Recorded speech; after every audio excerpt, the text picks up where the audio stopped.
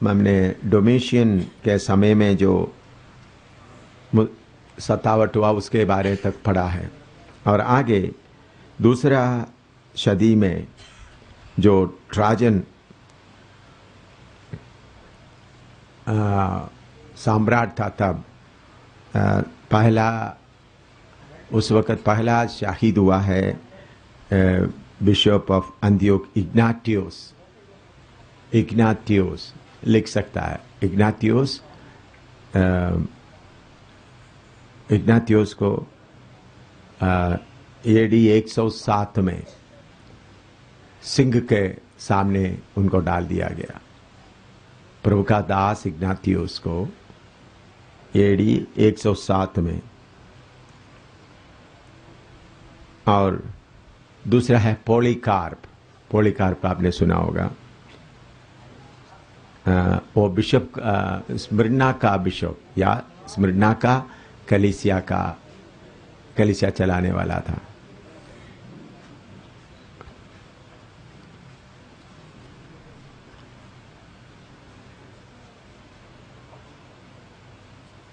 उनको उधर में पॉलीकार्प को कैसा शहीद हुआ, उस समय उनका उम्र 86 साल का था। लोगों का एक बहुत बड़ा त्योहार हो रहा था। उस त्योहार होते समय में लोग बोले हमको मजाक करने के लिए या हमको खुशी के लिए कुछ चाहिए, तो तब उन लोग ये 86 साल उम्र वाला पॉलीकार्प को उस गांव में था, उस गांव में से लेके आया और उन्होंने अपना कलीसिया प्रभु के हाथ में सौंप दिया। और उसके बाद उनको उन लोग एक खंबे में बांध कर चारों तरफ आग डालकर उनको जला दिया। वो जलते समय में लोग खुशी मना रहे थे। मैंने आपको बोला पहला सदी के और दूसरे सदी के कलीसिया का लोगों को यीशु मसीह के कारण कुछ भी नहीं मिला दुनिया के तौर पर। कितने लोगों को ये बात सुनाई दिया? उनको दुनिया के तौर पर कुछ भी नहीं मिला, बल्कि उनके पास जो कुछ था, मकान था, पति, कितने लोगों का पति, पत्नी, बच्चे सब क्या हो गए? तितर पितर हो यीशु मसीह का मकान खत्म हो गए, जंगलों में रहना पड़ा और उसके बाद उनका प्राण भी खोना पड़ा। तो अभी आजकल बहुत सारा लोग मसीह में किसके लिए आता है?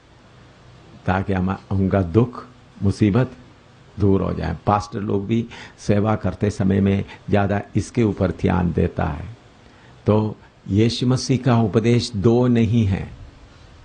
यीशु मसीह का तालीम उपदेश सिर्फ एक ही है। तो कीमत देने वाला ही परमेश्वर के राज्य में पाया जाएगा। तो पहला सदी के लोगों को बहुत नुकसान उठाना पड़ा। पॉलीकार्प बड़ा प्रभु का दास 86 साल उम्र का है। उनको इतना सेवा करने के कारण उनको मिला हुआ क्या है? उनको उधर में बड़ा त्योहार, समझ लो इधर का होली होता है, दीपावली होता है, उसी मुताबिक त्योहार के समय में उस बुजुर्ग आदमी को पकड़कर खंबे में बांध लिया। उनको खंबे में बांधने पहले उन्होंने 1 घंटा समय उनसे मांगा। उन्होंने 1 घंटा समय दिया। उस 1 घंटे के समय में प्रभु मैं अपने आप को आपके हाथ में सौंपता हूँ। जितना कलीसिया का आपने मुझे जिम्मेवार बनाया है, उस कलीसियाओं को आपके हाथ में सौंपता हूँ। ऐसा उन सबों के लिए प्रार्थना करने के बाद खुशी से चलो आप जो कुछ करना करो। तो उन लोग उनको बांध दिया। उन्होंने खंबे में बांधते समय में खंबे के साथ खड़ा करके लकड़ी, चारों तरफ लकड़ी लगा दिया। तब उन्होंने बोला मुझे खंबे के साथ बांध ले, ताकि लकड़ी जब जलते समय में मेरे शरीर में जब दर्द लगेगा मैं छोड़कर ना भागे। इस यीशु के लिए मैं अपना प्राण अर्पण करे। ये कोई कहानी नहीं है। इग्नातियोस कितना बड़ा प्रभु का दास था। उनको भी मजाक के लिए लेके आया तो सिंह के सामने उनको डाल दिया गया। तो अभी जो यीशु मसीह के नाम से आशीष मिलेंगे बोलना है, वो सब शैतान का उपदेश है। यीशु का कलीसिया का उपदेश नहीं है, सब शैतान का उपदेश है। बर्बादी का उपदेश है। तो पहला सदी में कितने लोग, दूसरा सदी में तो पोलीकार्प का हालत ऐसा हुआ।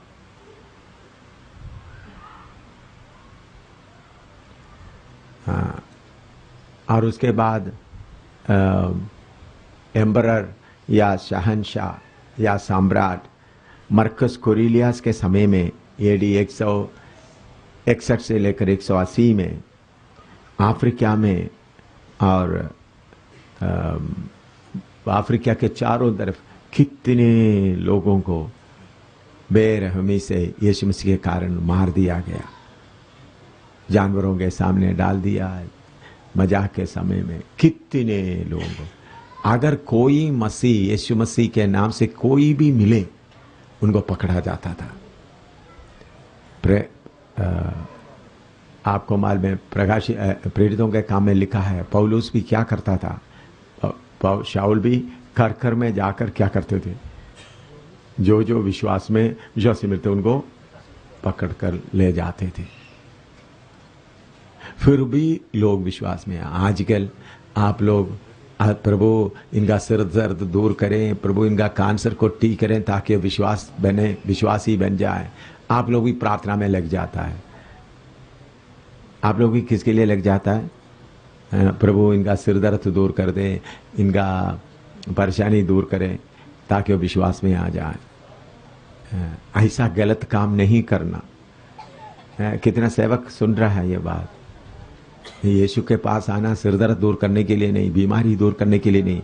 ऐसा जो कोई आता है वो कभी यीशु के लिए खड़ा नहीं होगा, उनके अंदर सही बीज नहीं आएगा। तो शारीरिक नुकसान उठाने के लिए मैंने इस बार दरिवाल में भी आप लोगों को सिखाया गया, कोई मकान बनाना है तो बैठकर क्या करें, पहले हिसाब करें मैं ये सारे काम कर सकता है या नहीं। तो एक एक आदमी यीशु के पास आते समय में आशीषों के लिए नहीं, इसलिए आशीष का प्रचार करते हुए बीमारों को चंगा करने का ऐसा हालत आपका टाइम बर्बाद करेगा। ऐसा लोगों को मैं फिर बोलूँगा तुम सेवा मत करो आगे भाई, तुम्हारा सेवा से बर्बादी के अलावा कोई फायदा नहीं है। शैतान भी क्या करेगा, थोड़ा सा बीमार अच्छा हो गया तो उधर में दरवाज़ा खोल कर देगा, वो तो आप सोचेंगे यही रास्ता, वो तो शैतान की चालाकी है। आपका टाइम को खाने के लिए, आपको टाइम को बर्बाद करने के लिए, ताकि किधर भी थोड़ा सा चंगाई हुआ तो। इसलिए चंगाई के पीछे बिल्कुल, चंगाई और भलाई के पीछे बिल्कुल ना जाइएगा। अगर किसी को तकलीफ है तो 1 मिनट प्रार्थना करो, प्रभु इनको तसली दो, फिर उनको देखो, फिर उनके पाप के बारे में बताएं, फिर देखें उनको पाप से छुटकारा पाने का मन है तो ही आपका टाइम बताएं, नहीं तो फिर आगे आप बढ़े, नहीं तो आप उधर रह करके आपका टाइम शैतान पर बेकार बर्बाद करता जाएगा।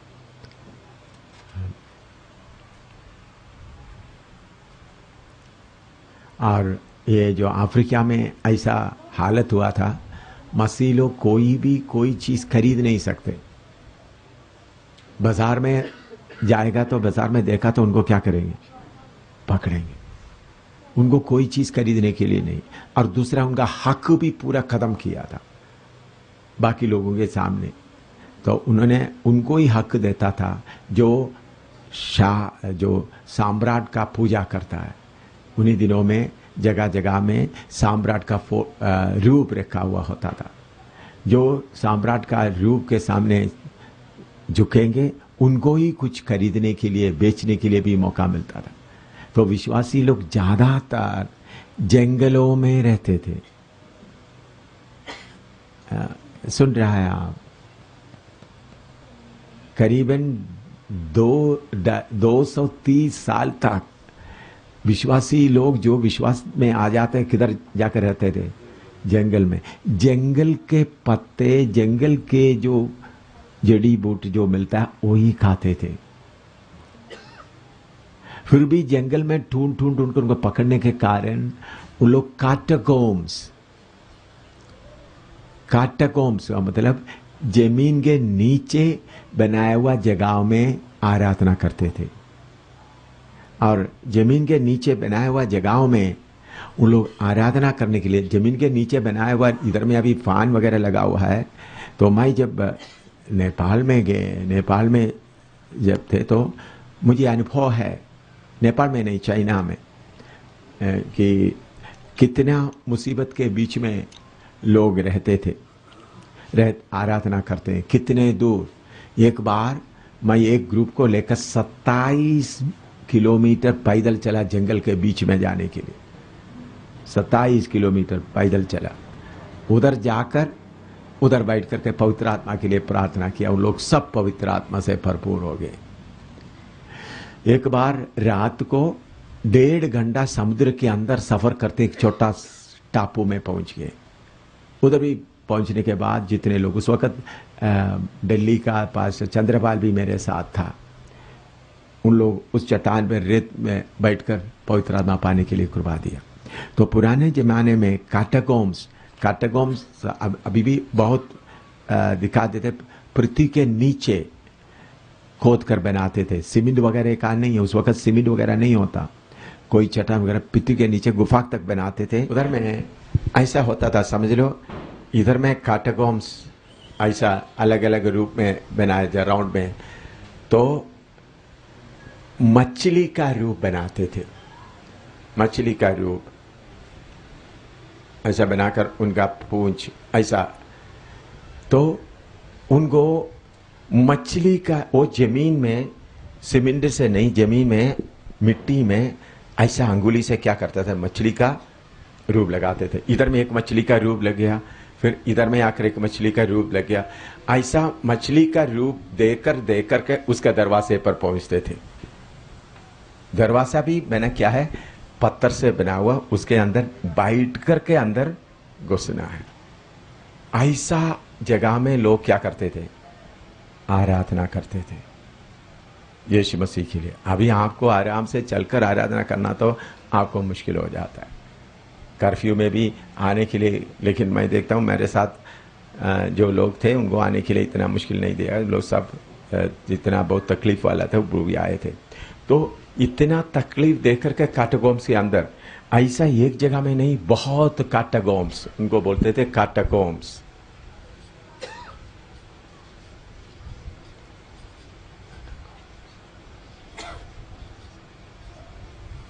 कैटाकॉम्स, इस कैटाकॉम्स के अंदर लोग बैठकर क्या करते थे, आराधना करते थे। तो विश्वास के लिए कितना कीमत देते थे उन लोग।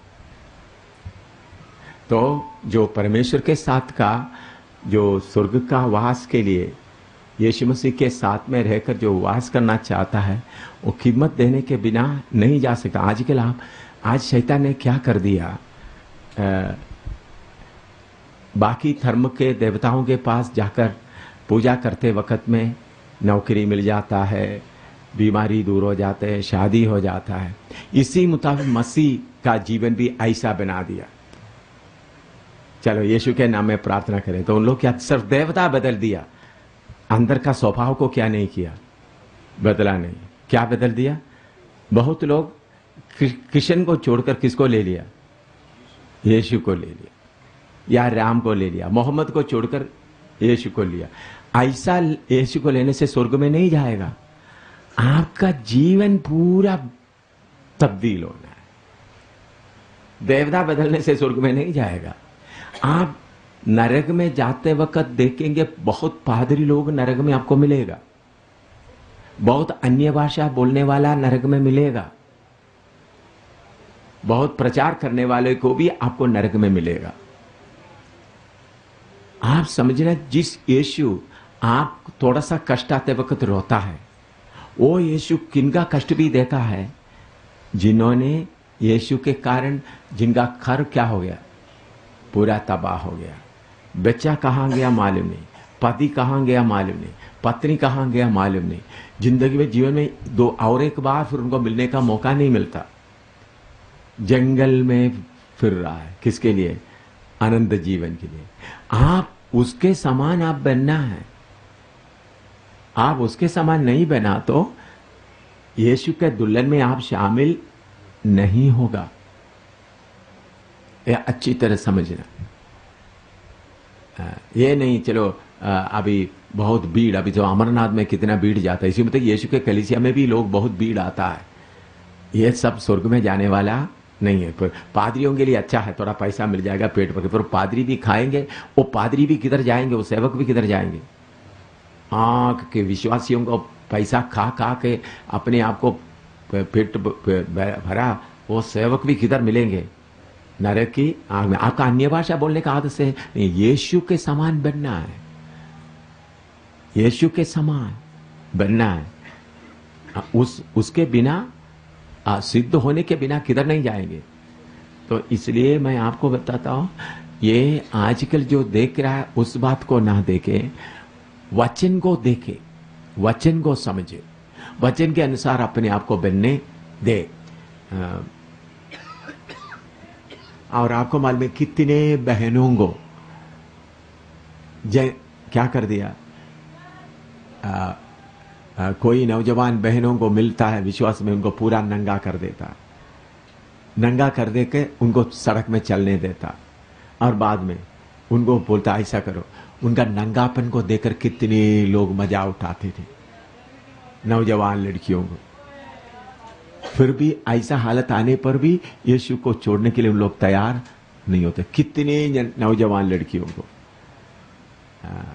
नंगा करके, मैं आप लोगों को बताया हुआ, चीन में भी मेरे द्वारा उद्धार में आए हुआ बहनों को क्या क्या तकलीफ हुआ है, नंगा करके उनको क्या क्या किया गया, मैंने आप लोगों को पहले से बताया हुआ है, तो समय कम होने के कारण आगे।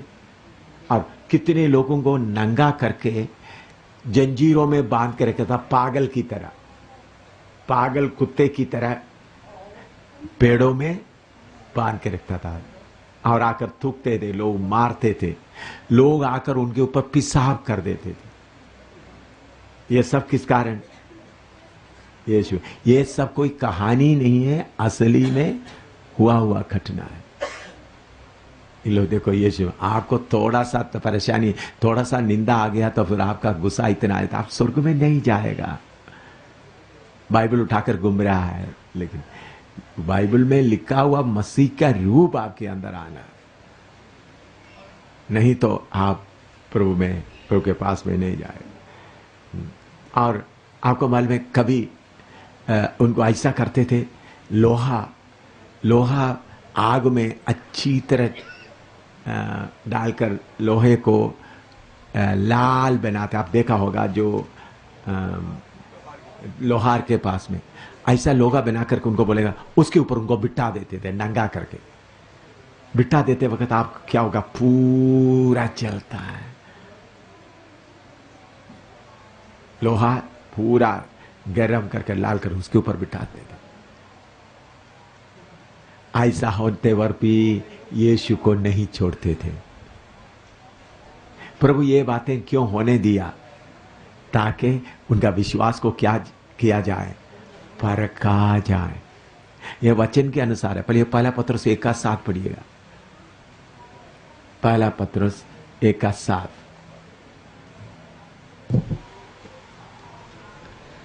और यह इसलिए है कि तुम्हारा परखा हुआ विश्वास, जो आग से ताए हुए नाशमान सोने से भी कहीं अधिक बहुमूल्य है, यीशु मसीह के प्रकट होने पर प्रशंसा और महिमा और आदर का कारण ठहरे। विश्वास का परखना, आपका विश्वास को क्या करना है? परखना। आप क्या सोचते हैं, प्रभु मुझे इधर भी आराम से रहने दो, फिर बाद में मुझे स्वर्ग खोल कर दे। नहीं भाई, स्वर्ग ऐसा लोगों के लिए नहीं है। जिसका विश्वास को परखा गया और जिनका विश्वास परखने में पक्का हो गया, तो आपका विश्वास को परख, ये नहीं हालेलुया बोलते रहो प्रभु के पास। ऐसा लोग स्वर्ग देखेगा नहीं, सेवक लोग नहीं जाएगा।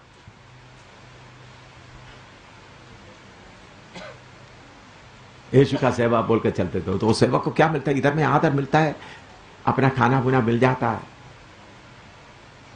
ऐसा नहीं मेरे प्यारो, प्रभु हमेशा एक सा है।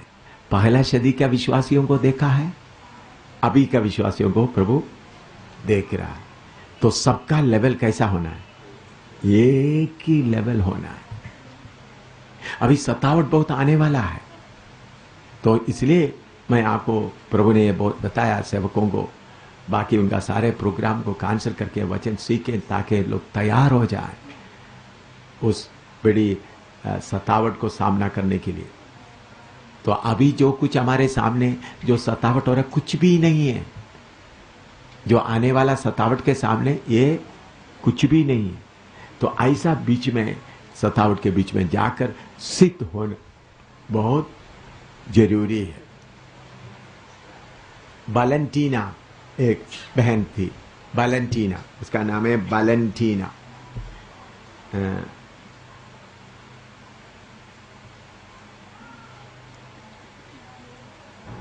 उनको दिन भर पूरा बहुत मारा, फिर भी वो नहीं मरा। फिर शाम को उनको एक पेड़ में बांधा, बांधने के बाद जंगली जानवर को उनके सामने खोलकर भेज दिया। तो जंगली जानवर आकर उनका शरीर को पूरा खाया। ऐसा उन्होंने इस दुनिया छोड़कर चले गया वैलेंटीना।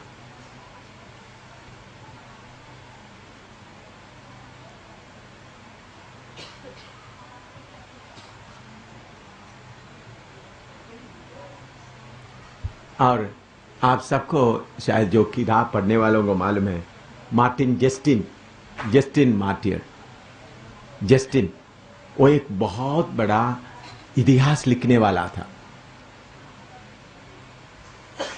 और अच्छी तरह सेवक लोग भी सुनना ये बात, जस्टिन मार्टियर का कैसा, जस्टिन बहुत माना हुआ किताब लिखने वाला था यीशु मसीह के कलीसिया का। उनको अदालत में ले गया, मजिस्ट्रेट उनसे पूछा, उनको अदालत में लेके मजिस्ट्रेट उनसे पूछा, क्योंकि उन लोग जी उठने के बारे में विश्वास नहीं करते। तो मजिस्ट्रेट ने उन्हें पूछा कि तुम सोचते हैं कि तुम मरे हुए में से जी उठेंगे? क्या सवाल पूछा सुनो, अदालत में ले जाकर खड़ा करके उनसे पूछा, क्या तुम सोचते हैं तुम मरे हुए में से जी उठेंगे? तो उन्होंने बोला, मैं सोचता नहीं बल्कि मुझे पक्का मालूम है मैं मरे हुए में से जी उठूंगा। एकदम सबके सामने वो मजिस्ट्रेट उनका गर्दन काटने की आज्ञा दिया। तो मरे हुए में से जी उठना ये विश्वास रखने के कारण उनका गर्दन क्या कर दिया, काट दिया गया। क्योंकि वो प्रचार करता था, न्याय के दिन आता है, किताब लिखने वाला था। उन्होंने उनको बोला, तो सचमुच में मरे हुए में से जी उठेंगे? नहीं, तुम सोचते हैं तो मरे हुए में से जी उठेंगे? उन्होंने बोला, मैं सोचता नहीं बल्कि पक्का मुझे मालूम है मैं क्या होऊंगा, मरे हुए में से जी उठेंगे। ये बोलने के कारण उनको क्या कर दिया है? तो आपको मालूम हो रहा है विश्वास के लिए कितने लोग कीमत दे दिया। हाँ, एडी 195 में, एडी 195 में सेप्टिमस उधर का शहंशाह था, उन्होंने आया, रोमी लोग कोई भी मसीह नहीं बनेंगे। रोमी लोग कोई भी, अगर कोई मसीह बन गया उनका जायदाद पूरा कब्जा किया जाएगा, उनको घर से निकाल दिया जाएगा। उनमें से जो कोई ताकत वाला है, जो शरीर में कोई ताकत हो, उनको जानवर की तरह उनको गुलाम बना दिया जाएगा। जैसा हमारा गधा है और गधा के साथ और दूसरा बैल है, इसी मुताबिक कोई भी विश्वासी बनेगा तो उनको क्या बना दिया जाएगा, उनका जायदाद पूरा सरकार कब्जा किया जाएगा, बाद में उनको गुलाम बना दिया जाएगा। फिर उनका काम क्या है, जानवर की तरह कार्य करना। ऐसा होने पर भी कितने लोग, अभी हम लोग क्या करता है, सिर दर्द दूर करने के लिए यीशु के ऊपर लोगों को लाता है। कितने बार बोलने पर भी कुछ सेवक लोगों का मन ऐसा है, चलो ये बच जाएगा बच जाएगा बच जाएगा बोलकर फिर भी उनके पीछे पड़ा रहता है। मैं समझ रहा है आपको? तो मसीह बनने के लिए कीमत देने वाला ही बन सकता है। आप किसी को नकली, किसी को कैसा भी लाने के लिए कोशिश ना करें। वो आपका सिर्फ टाइम खाएगा। उधर में मसीह बनेगा तो क्या होगा? पूरा घर। तो मसीह बनने के पहले बैठ कर सोचना पड़ेगा, मैं मसीह बनेगा, मेरा घर क्या हो जाएगा? खत्म हो जाएगा। मेरा पति को कोई ले जाएगा, मेरा पत्नी को कोई ले जाएगा, मेरे बच्चे को कोई ले जाएगा। सब आप लोग सुन रहा है? ऐसा स्टैंडर्ड में आजकल कितना विश्वासी बन जाता है? बोलिए, आप लोग सेवक लोग कितने लोगों को बनाता है? अगर किसी का तकलीफ दूर नहीं होता, आप उपवास में बैठकर उसके लिए प्रार्थना शुरू करते, प्रभु इनका तकलीफ दूर करें ताकि वो विश्वास में, आप ही स्वर्ग में नहीं जाएगा, आपका विश्वासी भी स्वर्ग में जाएगा। सुन लग, कौन नहीं जाएगा? आप पहले नहीं जाएगा, आप नहीं जाएगा, आपका विश्वासी भी नहीं जाएगा। ये बात आपसे अच्छी तरह समझे।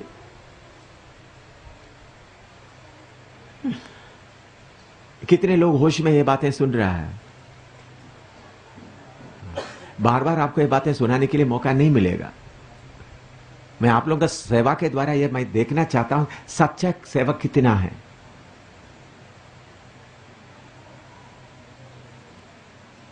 ऐसा इतना सत्तावट होने पर भी कितने लोग किसमें आ गया?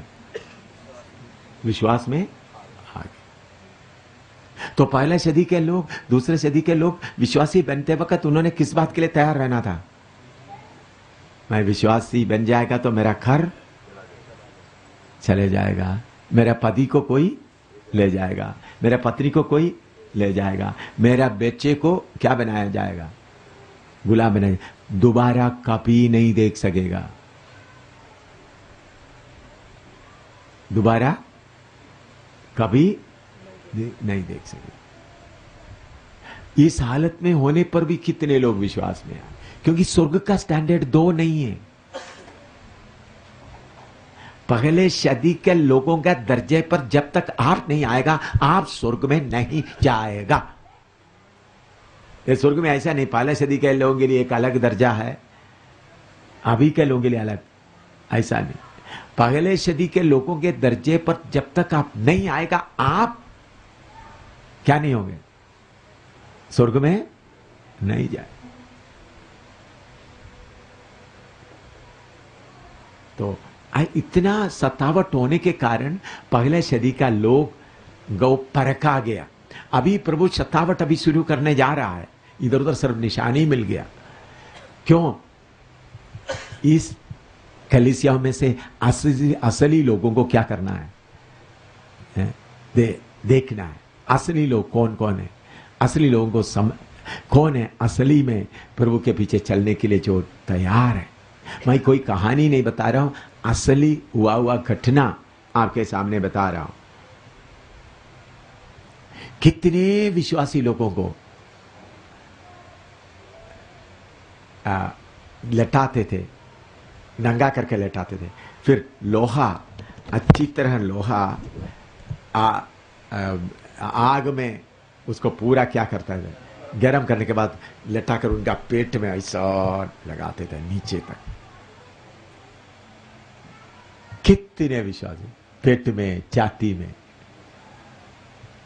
तो बोलता है लोहा इतना गर्म करके लाते वक्त बोलता है यीशु को छोड़ दो, तुमको छोड़ेंगे न। बोला नहीं, लोहा लाकर इतने कितने लोग और कितने विश्वासियों को खड़ा करके, अभी ने हिंदू जो सिख लोगों को गुरुओं को आरे से चीरा, मुसलमान लोग, वो एक दो घटना था। लाखों के तादाद में विश्वासियों को आरे से चीरा गया, लाखों के तादाद में। जैसा आरे से क्या करता है, चीरता है। कितने विश्वासी। एक बहन का गवाही मैं बताना चाहता हूं।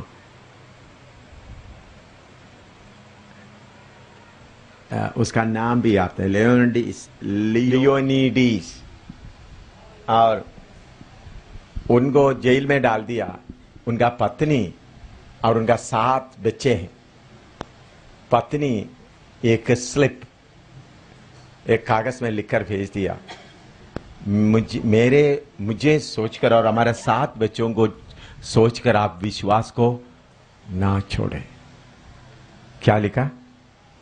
पत्नी क्या लिखा है? मेरे बारे में सोचकर और हमारे बच्चों को सोचकर आपको क्या ना करे, विश्वास को ना छोड़े। जब उनको छोटा सा चिट्ठी पत्ते में लिखा मिला, उसको चुमते हुए अपने आप बलिदान होने दे दिया। हाँ, हमारा बहन लोग क्या लिखेंगे? बोलो, आप बहन लोग क्या लिखेंगे? उनको इसी मुताबिक बाइबल क्लास वगैरह नहीं था।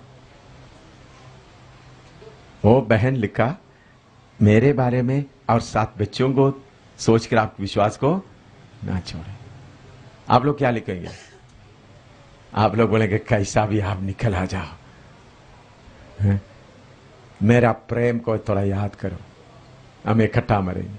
उन्होंने बोला आपको पकड़ के ले गया, कोई बात नहीं, मुझे और मेरे बच्चों को याद करके क्या करें, विश्वास को ना छोड़े। वो पत्ते में लिखकर उनको जेल के अंदर मिल गया, तो उन्होंने मरने के लिए आगे तैयार होकर आ गए। परपचुआ, आप लोग पढ़े होंगे, परपचुआ कैसा अपना छोटे दूध पीने वाला बच्चों के साथ में यीशु मसीह के लिए कैसा उनको सताकर मार दिया गया। उनको परपचुआ का बोला है, उनको बोला हुआ क्या है, एम्परर के नाम से एक बार प्रार्थना करो। क्या बोला? शाहनशाह, शाह जो सम्राट के नाम से क्या करो, एक बार प्रार्थना करो। परपचुआ एक बहन थे, उनका बच्चा भी दूध पीने वाला बच्चे थे। उन्हें बोला मैं यीशु के नाम के अलावा और किसी का नाम मेरे मुंह में नहीं लूंगा। वो छोटे बच्चे के साथ उनको मार दिया गया, परपचुआ का।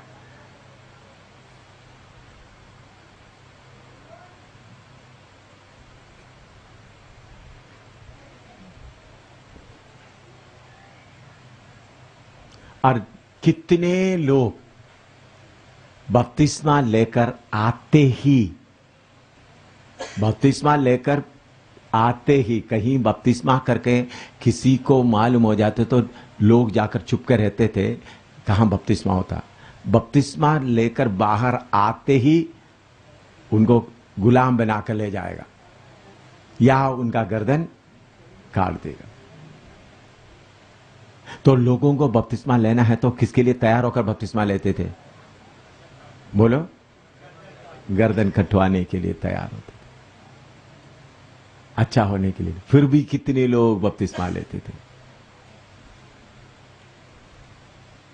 अभी उसी मुताबिक इधर में होगा तो कितने लोग विश्वास में आएगा?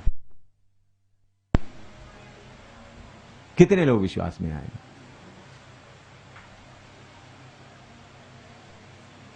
हम सोचते हैं हमारा थोड़ा शरीर का तकलीफ देखते हुए हम बोलते हैं हमसे मुश्किल है। मैं भी इसी मुताबिक कीमत देने वाला बने, आराम करने वाला नहीं, प्रभु कीमत देने वाला बने।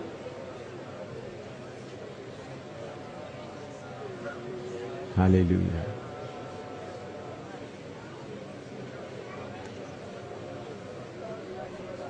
ये आराम का जिंदगी नहीं, कीमत देने वाला जिंदगी है। अभी एडी 312 में शैतान ने क्या किया? एडी 312 से लेकर 326 के दौरान, एडी 312 से लेकर 326 के बीच में क्या हुआ? उस वक्त का रोमी सम्राट था कॉन्स्टेंटाइन, एम्परर कॉन्स्टेंटाइन। इन्होंने लड़ाई लड़ रहा था मालवियन ब्रिज के, मालवियन ब्रिज।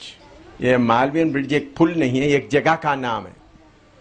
उधर में लड़ाई के लिए आगे जाते समय में शैतान ने किया हुआ एक चालाकी, उन्होंने आसमान में एक सलीब देखा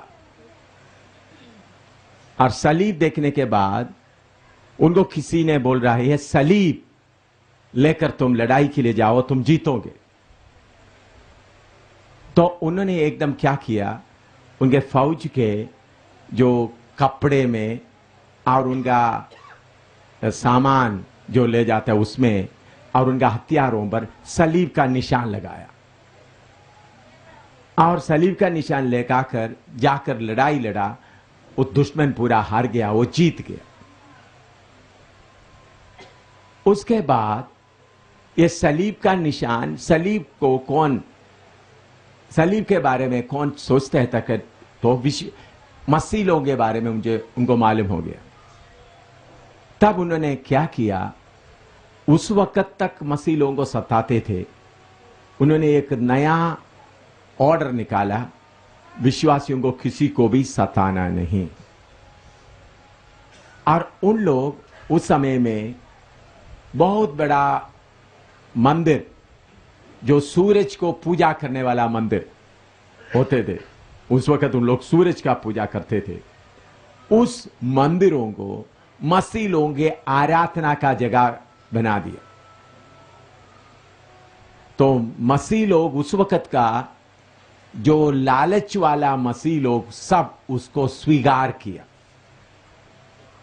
उन लोग समझा हमारा कष्ट दूर हो गया, अभी हम आराम से जीवन बिता सकते, तो उस साम्राज्य के साथ शामिल हो गया।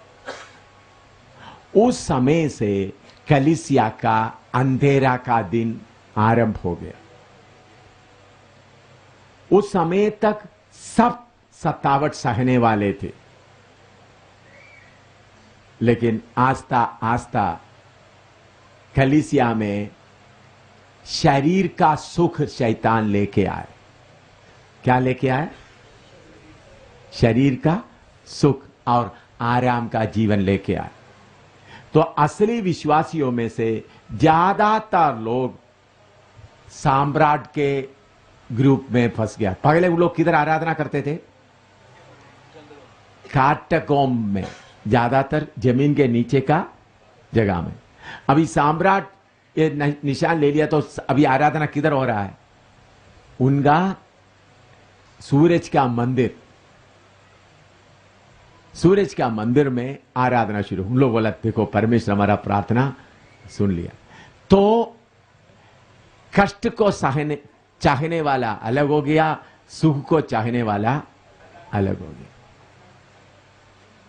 कलीसिया में दो फिरका हो गया, सुख को चाहने वाला अलग हो गया, कष्ट को चाहने वाला अलग हो गया।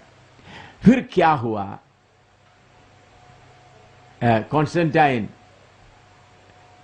फिर मैं आगे जाकर रोमन कैथोलिक कलीसिया का उत्पन्न, कहां उसका आरंभ हुआ, उसको पूरा, उसका पहला बिशप कौन था, कैसा पूरा इतिहास आपको बताएंगे, कहां से आगे आया, कैसा है, तब आपको और क्लियर इसको बारे में बताएं। मैं उस बिशप का नाम और दूसरा उसका जो कौन सा डेट से शुरू हुआ, जो मैं आपको सिखाएंगे।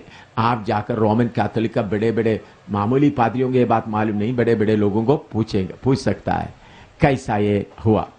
तो आज भी आप जाकर देखें, रोमन कैथोलिक का भी हो या सीएनआई का हो, गिरजा अगर कैसा होता है बोलो, उसका मुंह पूरब की ओर होता है।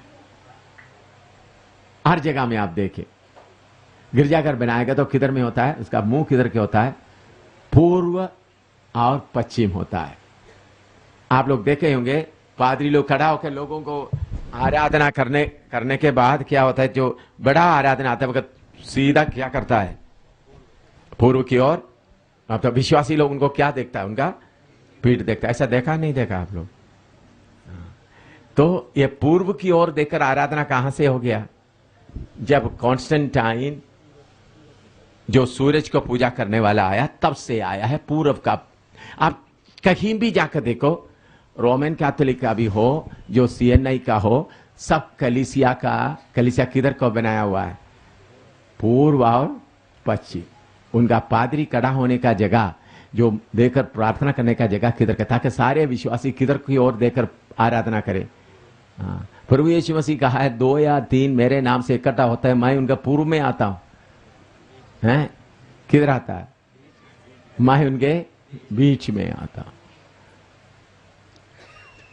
तो रोमन कैथोलिक कलीसिया खुद 7 करोड़ विश्वासियों को खत्म किया। कम से कम कितना? 7 लाख नहीं, 7,000 नहीं, 7 करोड़ सही विश्वासियों को क्या किया? खत्म किया। उनका जायदाद पूरा। आज रोमन कैथोलिक क्यों इतना अमीर बनकर रहता है? सारे कलीसियाओं का तंतवड़त उन्होंने क्या कर दिया? लूट कर ले लिया। वो सब मैं इतिहास के तौर पर आपको वो सब्जेक्ट आ रहा है। उस रोमन कैथोलिक कलीसिया का बुनियाद कैसा बना, बुनियाद से पूरा। तो रोमन कैथोलिक कलीसिया ही खुद 7 करोड़ विश्वासियों को खत्म किया है। यह अन्य जाति का शहंशाह एम्परर के अलावा जो सम्राट जितने लोगों को खत्म किया, उसके अलावा कितना लोगों को खत्म किया। ये जो सत्तावट बढ़ते समय में कुछ फायदा हुआ। एक है विश्वासियों के अंदर का सील के लिए हिंदी में क्या बोल सकता है? जोश या सील के लिए क्या बोल सकता है? जलन। वो पक्का बने रहा। सील इस DAL, सील, जलन। हाँ, यीशु के लिए एक जलन रहता था। हैं? बहुत तेरा विश्वासियों की यीशु के लिए कोई जलन ही नहीं रहता। जलन, जो कष्ट उठाने वालों को एक जलन आता है विश्वासियों के। और दूसरा, उनके अंदर आने वाला नए आसमान नए जमीन के बारे में एक उम्मीद बढ़ता गया, क्योंकि उनका जमीन जायदाद सब छीन कर ले गया, बच्चा को बर्बाद कर दिया, पत्नी को ले गए या पति को ले गए। फिर उनके अंदर क्या रहा? यीशु आएगा, नया पृथ्वी में नया आसमान में यीशु के साथ रहेंगे। उम्मीद बढ़ता गया। और तीसरा बात है, व्यक्तिगत जीवन में पवित्रता ही ज्यादा रहा। व्यक्तिगत जीवन में क्या रहता था ज्यादा? पवित्रता है। मैं पवित्र रहूं, मैं यीशु के लिए पवित्र रहूं। और सबसे बड़े, विश्वासियों के बीच में एक मन बना रहा। क्या रहा? है? एक मन। क्योंकि अभी कुछ है ही नहीं। पति को कहीं ले जाता है, पत्नी को कहीं ले जाता है। विश्वासी लोग आपस में एक शरीर का अंग बनकर रहते थे, एक मन। अभी आप देख लो, आपका पति पत्नी और जमीन से सबसे आपको अलग करेगा तो एक मन आएगा? नहीं आएगा। मेरी सवाल आपको समझ में नहीं आया? आपको पत्नी को कहीं इधर से भेज दे, आपके बच्चों को और कहीं भेज दे, आपका घर से आपको निकाल दे, मैदान में खड़ा कर दे, हैं? तो देखने के लिए मकान नहीं, पत्नी नहीं, बच्चे नहीं, फिर देखने के लिए नस्ती में खड़ा हुआ भाई है या नस्ती में खड़ा हुआ बहन है, तो एक मन आएगा? नहीं आएगा? मेरी बात समझ में आया? समझ आया आपको? नहीं, मेरे ख्याल में आपको। जब तक ये मेरा मेरा मेरा मेरा मेरा रहेगा तो तब तक एक मन नहीं होगा। मेरा पति, मेरा पत्नी, मेरा मकान, मेरा कपड़ा, मेरा। तो इसलिए एक मन आने के लिए प्रभु ने बोला सब अपने आप को क्या करे? इनकार करे। तो बहुत लोग बोलते प्रभु क्यों? मेरे प्यारों, अगर आप एक मन बनेगा तो ही शरीर का अंग बन सकता है। तो पहले सदी के लोग एक मन बनकर रहा। क्यों? जमीन भी है ही नहीं। विश्वासी बन गया तो जमीन ज्यादा ले जाता है। विश्वासी बन गया तो पति को अलग कर देता, पत्नी को अलग कर देता, बच्चे को अलग कर देता। तो फिर क्या रहता था? एक मन। तो इसलिए खास 4 बात ये सतावट के कारण बने रहा। सबसे पहले विश्वासियों के अंदर क्या रहता था? जलन रहता था। दूसरा, उम्मीद, होप रहता था। तीसरा, व्यक्तिगत जीवन में पवित्रता है। पांचवा क्या था? विश्वासियों के बीच में आपस में एक मन रहता था। हालेलुया। ये आप भूल जाओगे इस समझ में। कितने बात दोबारा बताइए। जो सतावट के कारण कलीसिया में क्या क्या आया है? सबसे पहले क्या आया? सबके अंदर एक गैरत, ये जलन। दूसरा, आने वाले नया पृथ्वी, नया आसमान के बारे में एक आशा आ गया। तीसरा, पवित्रताई के लिए व्यक्तिगत जीवन में पवित्रताई। चौथा क्या था? एक मन। अभी भी हमारे बीच में वो आना तो प्रभु को क्या करना पड़ेगा? हैं? बोलो। आपका घर को तोड़ना पड़ेगा। सुना? कितने लोग सुना? आपका घर को आपका अपना अपना बोलता हुआ उसको क्या करना पड़ेगा? तोड़ना पड़ेगा। प्रभु को ये कार्य करना पड़ेगा, तभी एक मन। नहीं तो फिर भी मेरा मेरा मेरा मेरा मेरा। हाँ, सब हम एक है, लेकिन असली बात में आते वक्त मेरा मेरा मेरा। अभी इधर सुने, मैं प्रभु का धन्यवाद देता हूं। जम्मू के इधर के विश्वासी लोगों के लिए उन लोग अपना घर खोल कर दिया। तो पहला सदी में इस सतावट के कारण क्या आया लोगों के अंदर? एक जलन आया। दूसरा, आशा आया। तीसरा, व्यक्तिगत पवित्रता आया। चौथा क्या है? विश्वासियों के अंदर एक मन आया। तो इन्हीं दिनों में वही चाहिए। थोड़ी देर प्रार्थना करें, फिर दूसरा विषय। अभी खत्म नहीं हुआ, विषय शुरू करेंगे। थोड़ा प्रार्थना करें। सतावट से हम डरने का जरूरत नहीं, सतावट से फायदा ही होता है।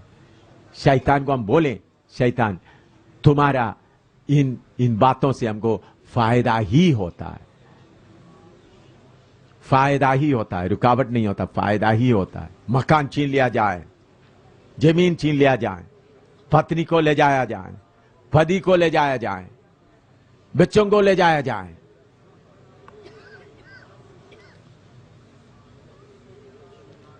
Hallelujah, hallelujah. अच्छा,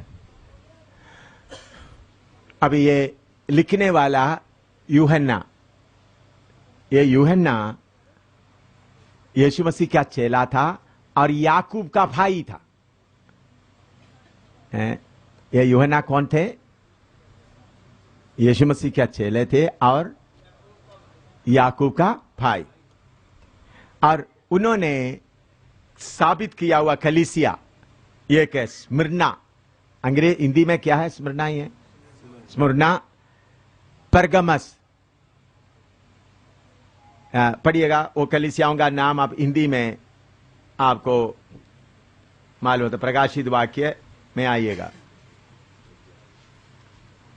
पहला अध्याय,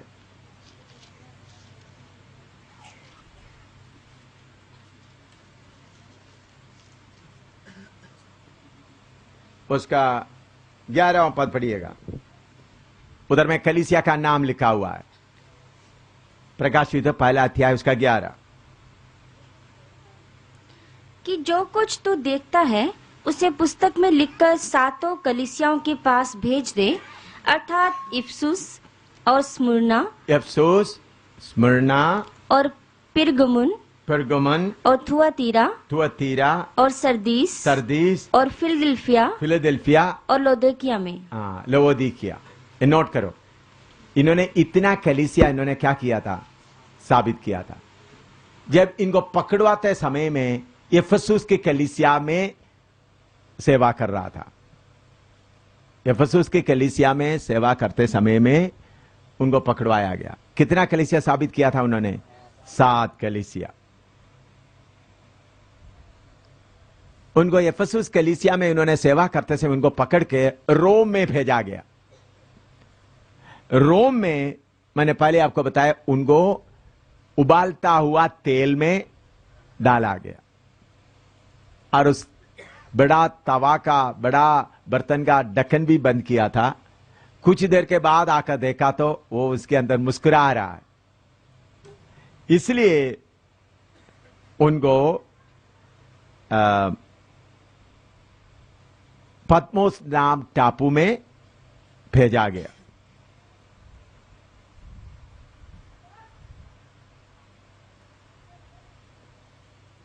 डोमिशियन, एम्परर डोमिशियन, कौन उनको पद्मोस टापू में भेजा गया? डोमिशियन, एम्परर डोमिशियन। और उसके बाद डोमिशियन इनको पद्मोस टापू में भेजा गया। डोमिशियन के बाद दूसरा नेरवा, नेरवा नाम एम्परर या सम्राट आ गया, उनको दोबारा बुलाया। यीशु के चेलों में साधारण मौत हासिल किया हुआ एक ही व्यक्ति यूहन्ना है। बाकी सबका मौत कैसा था? हैं? बहुत सब शहीद हो गए। लेकिन इनको शहीद होने के पहले इनको किधर डाला था? जलता हुआ तेल में, उबालता हुआ तेल में डाला था। उसके बाद उनको पद्मोस नाम टापू में भेजा गया था। फिर नेरवा, ये डोमिशियन शहंशाह उनको भेजा था या सम्राट भेजा था। लेकिन बाद में पद्मोस टापू से कौन उनको वापस बुलाया? नेरवा।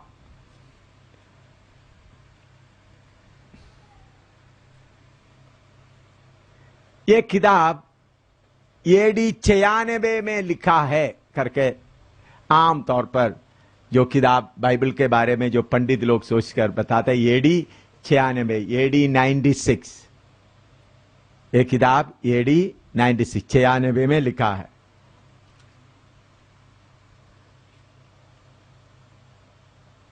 इसका अथॉरिटी ये क्या है? उसका पहला अध्याय का पहला पद पढ़िएगा। पहला अध्याय का पहला पद। यीशु मसीह का प्रकाशित वाक्य, यीशु मसीह का प्रकाशित वाक्य, ये किसके बारे में प्रकाश करता है? यीशु मसीह, the revelation of Jesus Christ. अंग्रेजी में लिखने वाला लिख सकते हैं revelation of Jesus, authority, revelation of Jesus Christ. तो इंट्रोडक्शन, पहला शब्द क्या है? यीशु मसीह का प्रकाशित वाक्य।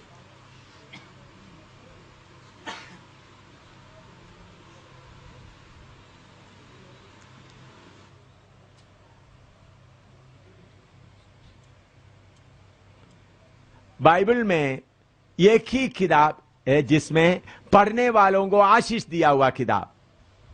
पढ़िएगा इसका पहला अध्याय का तीसरा पद। पहला अध्याय का तीसरा पद। धन्य है वह जो इस भविष्यवाणी के वचन को पढ़ता है और वे जो सुनते हैं और इसमें लिखी हुई बातों को मानते हैं। एक ही किताब है। यह पढ़ने वाला भी धन्य है। जिसको पढ़ना नहीं आता, बाकी लोगों से क्या करना चाहिए? सुनना। पढ़ने वालों को भी धन्य है और सुनने वाला। आप अपने बच्चों को बोलना, और आप में से कोई जिसको हिंदी नहीं आता है या उर्दू नहीं आता है या पंजाबी नहीं आता है, आप अपने बच्चों को बोलना, बेटे पढ़ो। ये पढ़ने वालों को आशीष मिलता है और सुनने वालों को। एक ही किताब है।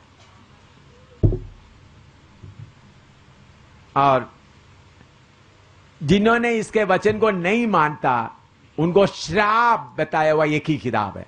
प्रकाशित वाक्य 22 का 18 और 19 पढ़िएगा। प्रकाशित वाक्य 22 का 18 और 19। मैं हर एक को जो इस पुस्तक की भविष्यवाणी की बातें सुनता है गवाही देता हूँ कि यदि कोई मनुष्य इन बातों में कुछ बढ़ाए तो परमेश्वर उन विपत्तियों को जो इस पुस्तक में लिखी है उस पर बढ़ाएगा, और यदि कोई इस भविष्यवाणी की पुस्तक की बातों में से कुछ निकाल डाले तो परमेश्वर उस जीवन के पेड़ और पवित्र नगर में से जिसकी चर्चा इस पुस्तक में है उसका भाग निकाल देगा। पहले अध्याय में लिखा है, पहला अध्याय तीसरा पद में लिखा है, जो इसको पढ़ता है उनको क्या मिलेगा? आशीष मिलेगा। लेकिन आखिरी 22वां अध्याय में आकर क्या लिखता है? दोबारा पढ़ो 22वां अध्याय का 18-19। मैं हर एक को जो इस पुस्तक की भविष्यवाणी की बातें सुनता है गवाही देता हूँ कि यदि यदि कोई मनुष्य इन बातों में कुछ बढ़ाए तो परमेश्वर उन विपत्तियों को जो इस पुस्तक में लिखी है उस पर बढ़ाएगा। और यदि कोई इस भविष्यवाणी की पुस्तक की बातों में से कुछ निकाल डाले तो परमेश्वर उस जीवन के पेड़ और पवित्र नगर में से जिसकी चर्चा इस पुस्तक में है उसका भाग निकाल देगा। अच्छा, इस किताब का एक दूसरा खूबी यह है, नंबर 7 बार बार आता है। 7 नंबर बार बार आता है। पहला पढ़िएगा 1 का 12 पढ़िएगा। 1 का 12 या 13, हिंदी में 12 या 13 पढ़िएगा। और मैंने उसे जो मुझसे बोल रहा था देखने के लिए अपना मुंह फेरा और पीछे घूमकर मैंने सोने की 7 दीवटें देखी। सबसे पहले सोने का 7 दीवट लिखो, 7 कैंडल स्टिक। अंग्रेजी में लिखने वाला लिखे 7 कैंडल स्टिक या सोने का 7 दीवटें।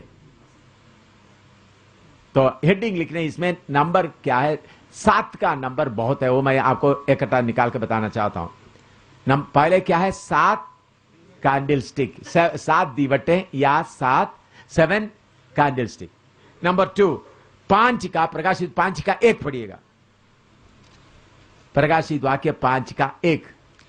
और जो सिंहासन पर बैठा था मैंने उसके दाहिने हाथ में एक पुस्तक देखी जो भीतर और बाहर लिखी हुई थी और वह 7 मोहर लगाकर बंद की गई थी। 7 मोहर लगाया हुआ है उसमें।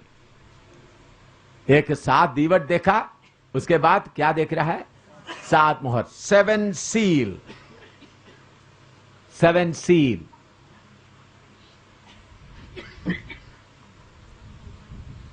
लिख दिया। तीसरा, पहला अध्याय का 11 पढ़िएगा। पहला अध्याय का 11, कि जो कुछ तू देखता है उसे पुस्तक में लिखकर 7 कलीसियाओं के पास भेज दे। 7 कलीसिया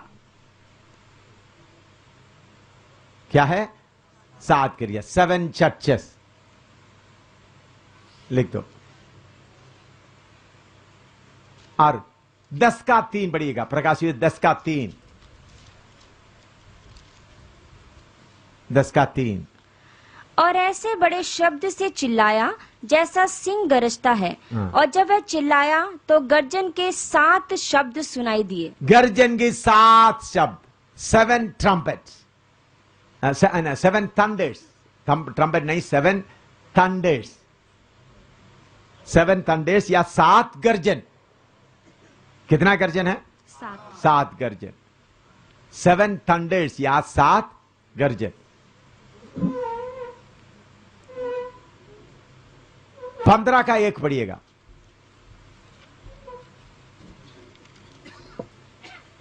15 का 1। फिर मैंने स्वर्ग में एक और बड़ा और अद्भुत चिन्ह देखा, अर्थात 7 स्वर्गदूत। 7 स्वर्गदूत। उधर में भी क्या मिला है, 7 स्वर्गदूत। 7 का नंबर बाद में, इसका मैं एक्सप्लेन बाद में आपको करेंगे। 7 स्वर्गदूत। और 17 का 9 पढ़िएगा। 17 का 9।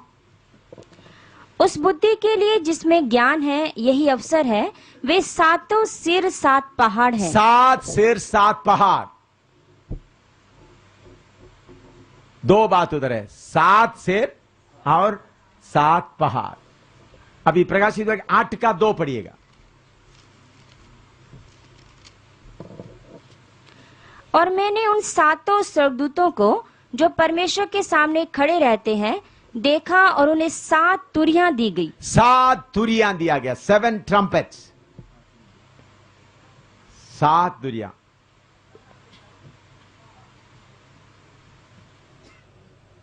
उसका 3 में थोड़ा सा पढ़िएगा।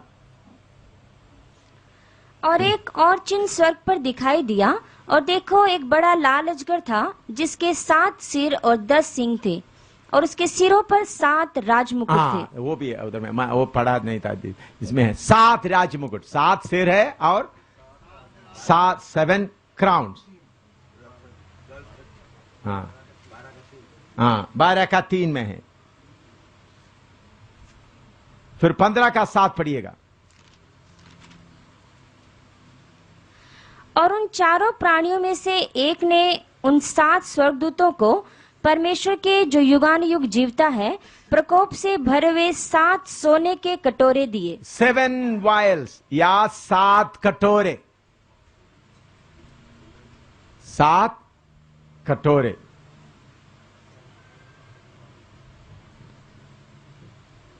हाँ, 15 का एक पढ़िएगा। फिर मैंने स्वर्ग में एक और बड़ा और अद्भुत चिन्ह देखा, अर्थात 7 स्वर्गदूत जिनके पास 7 पिछली विपत्तियां थी। 7 विपत्तियां, 7 प्लेग्स, 7 विपत्तियां। प्रकाशित 4 का 5 पढ़िएगा। 4 का 5। और उस सिंहासन में से बिजलियां और गर्जन निकलते हैं और सिंहासन के सामने आग के 7 दीपक जल रहे हैं। हाँ। ये परमेश्वर की 7 आत्माएं हैं। 7 आत्माएं, 7 स्पिरिट्स, 7 आत्माएं। और प्रकाशित 1 का 16। और वह अपने दाहिने हाथ में 7 तारे लिए हुए था। 7 तारे, 7 स्टार्स।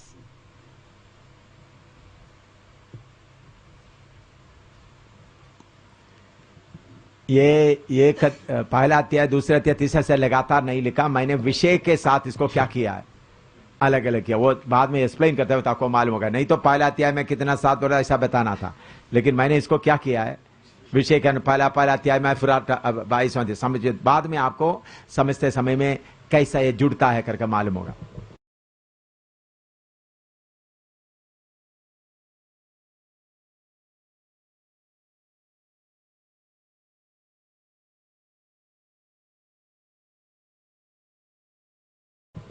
अभी इसमें 7 नो मोर, 7 नो मोर होगा नहीं। कितना होगा नहीं, कितना है 7 पढ़िएगा। 21 का 1 पढ़िएगा। प्रकाशित वाक्य 21 का 1। फिर मैंने नया आकाश और नई पृथ्वी को देखा, क्योंकि पहला आकाश और पहली पृथ्वी जाती रही थी और समुद्र भी ना रहा। समुद्र ना रहा, ना रहने वाला 7 बातें।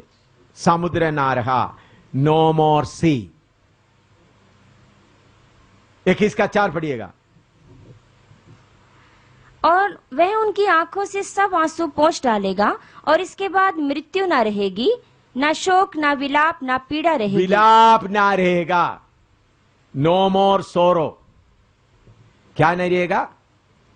विलाप ना रहेगा। और नो मोर क्राई, नो मोर क्राई, शोक ना रहेगा। फिर नो मोर पेन या पीड़ा नहीं रहेगा। उसी आयत में मिल रहा है ना। फिर 22 का 3 पढ़िएगा। और फिर श्राप ना होगा। श्राप, नो मोर कर्स, श्राप ना होगा। फिर 22 का 5 पढ़िएगा। और फिर रात ना होगी। रात नहीं रहेगा। है? देखो, रात नहीं रहेगा तो सोएंगे कहां? हैं? हैं जी?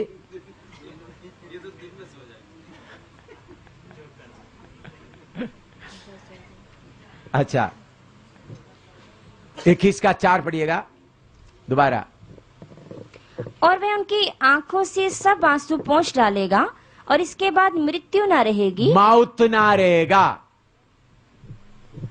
मौत में आखिरी में लाया। देखो, 7 नो मोर है, 7 ना रहेगा। एक, समुद्र ना रहेगा, मातम या विलाप ना रहेगा, शोक नहीं रहेगा, पीड़ा नहीं रहेगा, श्राप नहीं रहेगा, रात नहीं रहेगा, मौत नहीं रहेगा। कितना हो गया? 7 मिल गया ना। इधर में 7 का बहुत बात मिलता जुलता है। कौन कौन सा 7 बोलिएगा? समुद्र नहीं रहेगा, विलाप नहीं रहेगा, शोक नहीं रहेगा, पीड़ा नहीं रहेगा, श्राप नहीं रहेगा, रात नहीं रहेगा। हाँ, जिसको रोने का मन है इधर ही रो, उधर में जाकर रोने के लिए मौका नहीं है। ठीक है ना, जिसको रोने का मन है रो, जिसको सोने का मन है इधर ही सो जाओ, उधर में जाकर। प्रभु रोते समय बोला, प्रभु स्वर्ग में तो आकर मुझे रो नहीं सकता, चलो भाई इधर में खूब रोता है। ऐसा सबने रोने वाला उधर जाएगा ही नहीं रोने वाला इधर, ये नहीं प्रभु मैं खूब रो गया, नहीं, रोने वाला आदत उधर रोते रोते, आनंद करने वाला उधर भी आनंद करेगा, रोने वाला तो उधर रोना नहीं रहेगा, मौत नहीं रहेगा, श्राप नहीं रहेगा, है? रात भी नहीं रहेगा। हालेलुया। इसलिए हम दिन के संतान बनना है? इसलिए वचन में लिखा है क्या बनना है?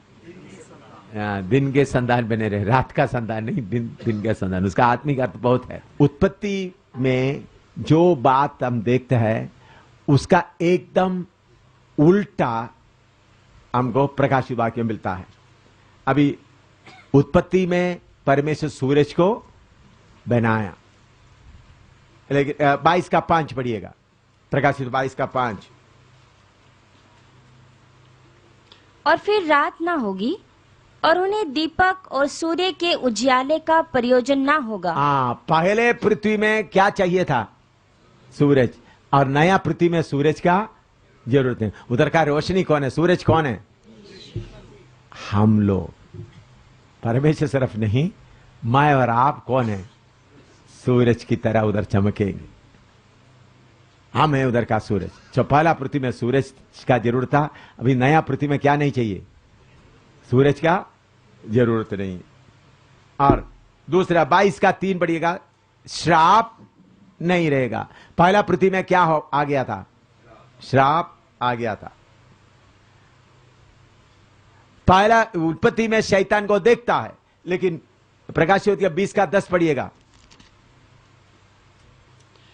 और उनका भरमाने वाला शैतान आग और गंधक की उस झील में, जिसमें वह पशु और झूठा भविष्यद्वक्ता भी होगा, डाल दिया जाएगा। शैतान को क्या कर दिया जाएगा? आग और झील में डाल दिया जाएगा। उत्पत्ति में शैतान का काम, इसीलिए शैतान इतना जोर से प्रकाशित वाक्य के किताब में देखो, उसमें शैतान का अंत दिखाई देता है। उनको किधर में डाल दिया जाएगा? आग और झील में। और 21 का 27 पढ़िएगा।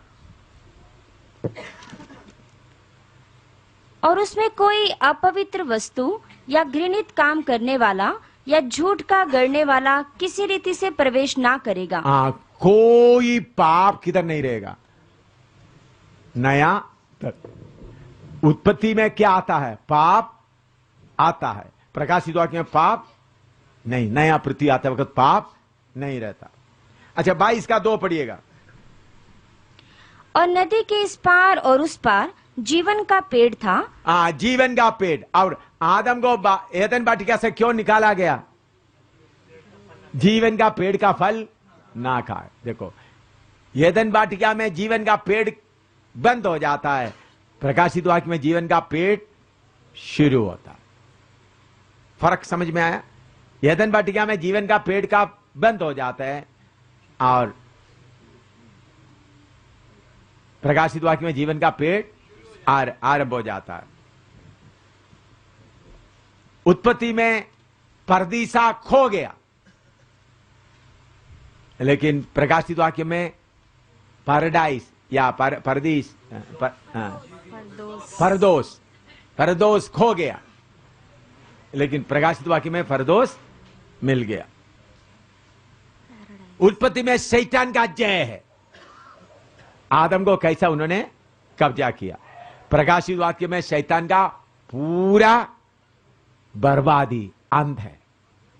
उत्पत्ति में शैतान का जय और प्रकाशित वाक्य में शैतान का अंत।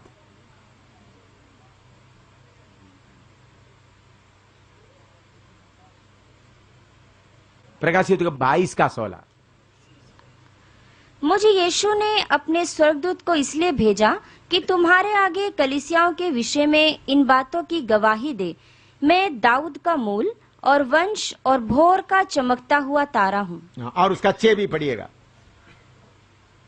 12 का 6, 22 का 6, माफ करना 22 का 6, माफ करना, मैं 12 बार बार मैं बोलता हूँ। 22 का 6 फिर उसने मुझसे कहा, ये बातें विश्वास के योग्य ये बातें विश्वास के योग्य है और सत्य है। हाँ, और प्रभु ने जो भविष्यद्वक्ताओं की आत्माओं का परमेश्वर है, अपने स्वर्गदूत को इसलिए भेजा कि अपने दासों को वे बातें जिनका शीघ्र पूरा होना अवश्य है दिखाए। इस किताब में जो जो बातें लिखा, यीशु मसीह सीधा इसका सर्टिफाई किया गया। सर्टिफाई किया है, उसके लिए हिंदी में क्या बोल सकता है? प्रमाणित किया गया। 22 का 6 और 22 का 16 दोनों में यीशु मसीह सीधा इसका क्या कर रहा है? प्रमाणित कर रहा है, सर्टिफाई कर रहा है। प्रमाणित करने के लिए उर्दू में क्या शब्द बोलता है? सबूत, साबित कर रहा है या है?